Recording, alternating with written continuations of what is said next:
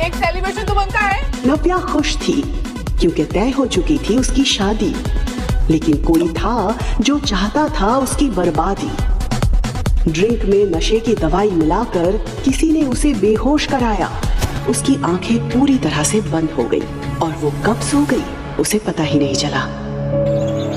नव्या चिल्लाते हुए नंगे पैर ऋषि के पीछे दौड़ रही थी, लेकिन ऋषि ने उसे एक बार भी पलटकर नहीं देखा। वो सीधे अपनी गाड़ी में बैठकर वहां से निकल गया। उसने तुरंत टैक्सी किया और ऋषि के पीछे चली गई। लेकिन सिन्हा पैराडाइज में उसका स्वागत एक जोरदार थप्पड़ के साथ हुआ। मुझे शर्म आती है कहते हो कि तुम मेरी बेटी हो। शेखर के ठीक बगल में ऋषि खड़ा था, जिसे देखकर नव्या समझ गई थी कि उसने सब कुछ घर में बता दिया है।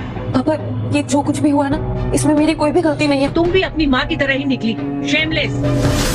अरे पहले उसने शेखर को चैन से नहीं जीने दिया और अब तुमने क्या कमी रह गई थी ऋषि में जो तुम्हें किसी और के पास जाना पड़ा? अरे माँ, कम से कम आप तो बस करिए ना।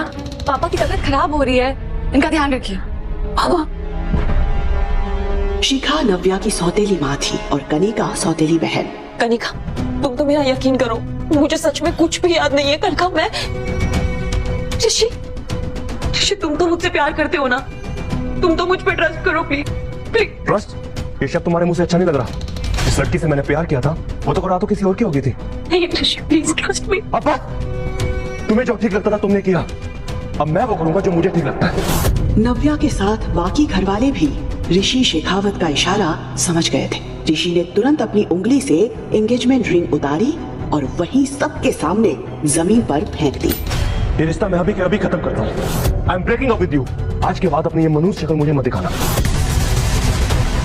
ऋषि नहीं, ऋषि मैंने पकड़ लो। खबरदार, जो उसे रोकने की कोशिश भी की तो अब उसे जो कुछ कहूंगा ना मैं कहूंगा, पर तुमने जो किया है ना उससे हम सबकी जिंदगी बर्बाद हो गई है। ऋषि बेटा सुनो,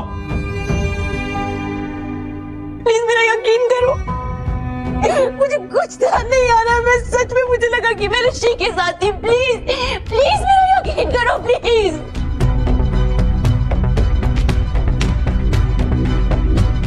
कनिका प्लीज, तुम तो मेरा यकीन करो प्लीज। मैं बहुत प्यार करती हूँ ऋषि से, मैंने कुछ भी नहीं किया। प्लीज तुम पापा से बात करो, पापा तुम्हारी बात मानेंगे। प्लीज तुम बात करोगी ना पापा से? अभी कुछ बोलो ना कनिका। दीदी,